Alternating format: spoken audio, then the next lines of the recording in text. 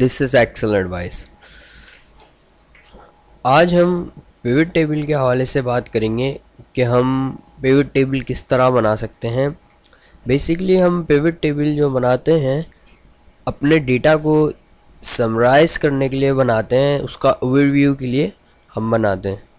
तो हमारे पास हमने कुछ डेटा पहले से ले रखा है, हमने कुछ कैटेगरीज डिफ़ाइन करी हैं, sales person category, sales in million, region, state वगैरह, और हमने इस शीट को पहले से तैयार किया कैटेगरी वाइज और डेट वाइज।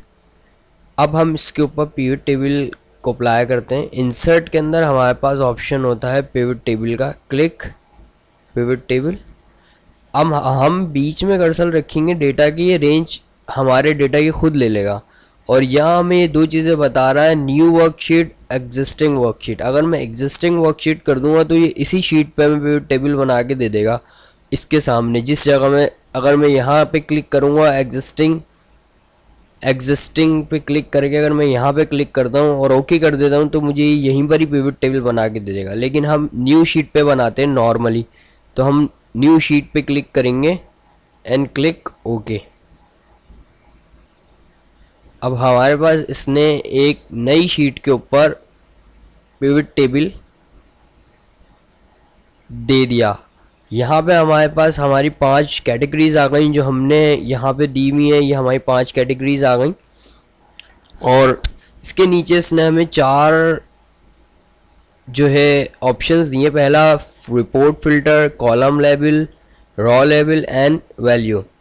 रिपोर्ट फिल्टर ये करेगा अगर हम इसमें कोई अपनी कैटेगरी डाल देंगे तो ये इसे हमें फ़िल्टर करके दिखाएगा, और अगर हम कॉलम लेबल में कोई अपनी कैटेगरी डाल देंगे तो ये कॉलम वाइज दिखाएगा, और रो लेबल में डाल देंगे तो ये हमें रो वाइज दिखाएगा, और वैल्यूज़ में डाल देंगे तो ये हमें हमारी वैल्यूज़ को सम करके बताएगा। अब हम इसे परफॉर्म करके देखते हैं। पहले हम लेते हैं डेट को उठा के मैं रो लेबल में डाल देता हूँ तो ये हमारी डेट्स आ गई सारी। और फिर मैं ले लेता हूँ रीजन्स में अपने कॉलम में डाल देता हूँ तो ये हमारे 4 रीजन्स आ गए और उनका ग्रेन टोटल आ गया। अब मैं देखना ये चाह रहा हूँ कि कितनी सेल्स हुई है, तो मैं ये सेल्स पे चेक लगा सकता हूँ। तो चेक पे सेल्स लगाऊंगा तो ये वैल्यू सम करके बता देगा हमें।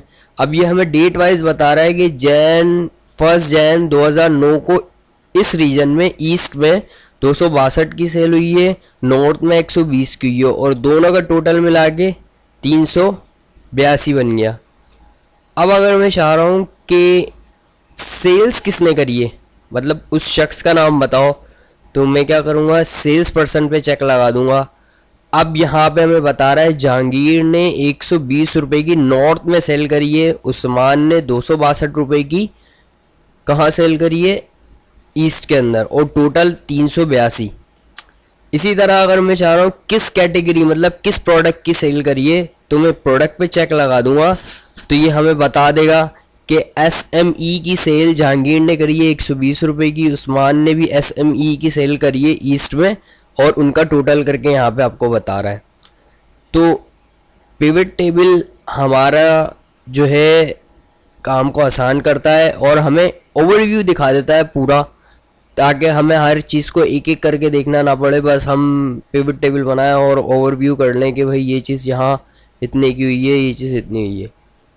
और अगर आप चाहें कि इसको चेंज करना, कैटेगरीज़ को अगर आप चाह रहे हैं कि कॉलम्स में डालना है तो आप कॉलम्स में डाल दें कैटेगरीज़ को, तो ये इस तरह आपको दिखाएगा कैटेगरी वाइज अलग अलग।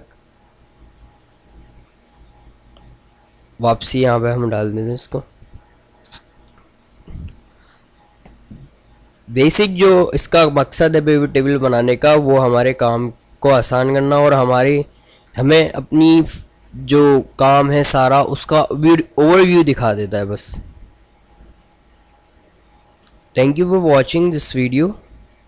For more function, more information, please visit our site www.exceladvice.com.